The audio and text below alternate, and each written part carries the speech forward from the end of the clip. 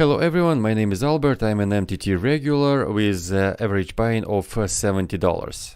Today we continue talking about basic stats that help us determine the type of player we are facing and to make better decisions at the tables. This video is brought to you by HisHands and Statname with the help of PokerPopUP. Today I want to focus on two basic stats which are absolutely key, and those are 3-bet and fold to 3-bet. We can open a pop-up window and check 3-bet all-in and 3-bet non-all-in stats, and together those numbers give us 3-bet total. Basically this stat helps us determine how aggressive our opponent is. Well, it's reasonable that the higher the 3-bet percentage is, the more aggressive our opponent plays, and vice versa. Okay, but what should we focus on? I mean, total 3-bet is a great stat by itself, and it helps us to maybe see some obvious leaks. Like, for example, if our opponent 3-bets only 4%, we can tell from the get-go that he is very tight, and on the other hand, if he 3-bets like 20%, then he is very aggressive, like way too aggressive. And of course it's great, but we want to see the whole picture. We want to have a more comprehensive approach. We want to see 3-bet stats by different stack sizes and by different positions. Why is it important? Well, because some players or many players have totally different tendencies with different stack sizes and in different positions. Well, we can see it for ourselves. We can go to the 3-bet tab, and then we can take a look at all the changes with the different stack sizes and positions.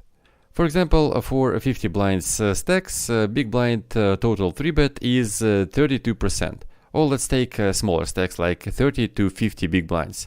Here his total 3-bet is 19%. Well, first impression is that this guy is actually very active. He 3-bets a lot, he is very aggressive, but if we take a look at his 3-bet on the big blind versus early position, we see that it is only 3%. And it's quite different from what our first impression was, right? We thought that he is pretty aggressive, and he is, but only against steals, against raises from small blind, button and cutoff. Same goes for stack sizes. If we take a look at 20 to 30 blinds, he only 3-bets 11%.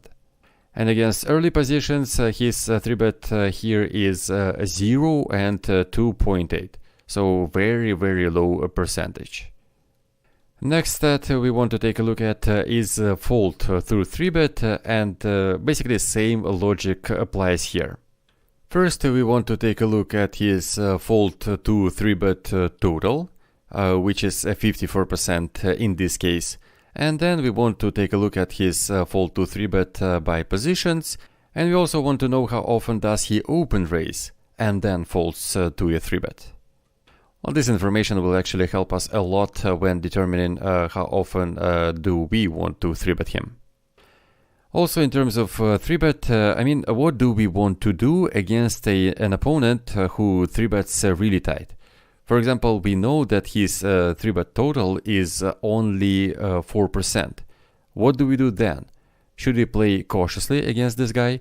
Should we fold most of our range against his 3-bet? We want to play a really tight range, right? And on the other hand, if he 3-bets like really a lot, like 20%, then what do? We want to protect our range against those 3-bets somehow. We want to open raise tighter. We want to, well, basically our goal is to not fold too much, right? How to achieve that? Well, it's up to you. I mean, different players have different styles and different ways of approaching it. Someone opens really tight, someone calls much more. But yeah, the main goal is to not overfold.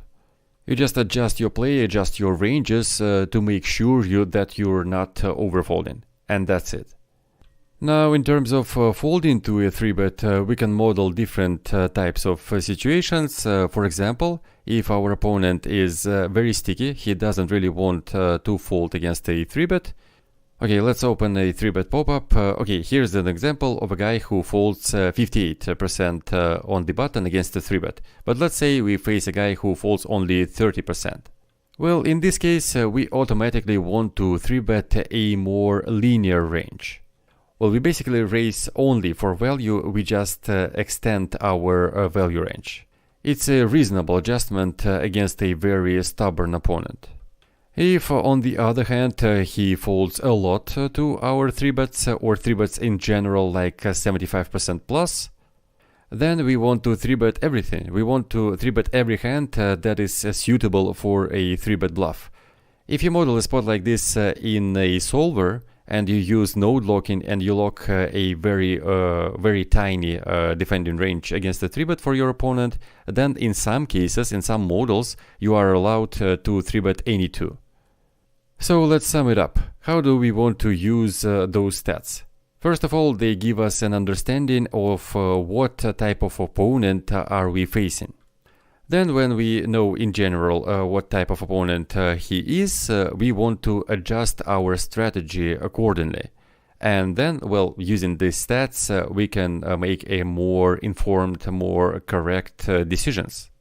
So yeah, using those stats, we get a lot of information about our opponent, we know who he is, we make a more informed decisions, and in the end of the day, of course, it will improve our win rate, the amount of money that we actually make, which results in our overall success at the poker table. Thank you very much for watching and good luck at the tables.